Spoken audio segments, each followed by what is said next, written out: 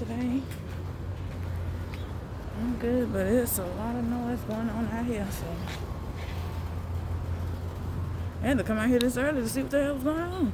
Cause it sounded like they towing somebody's shit. Not trying to.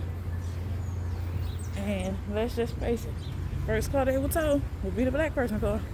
So I decided to just go and come on out here, and that's this damn truck right here, kind of like that.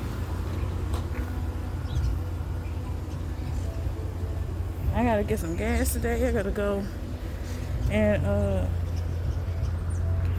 get my pictures today. That's the only two things I gotta go do today. But than that, I'm good.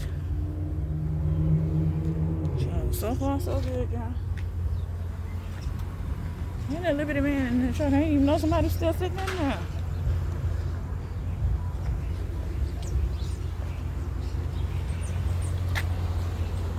Yeah, so far, so good.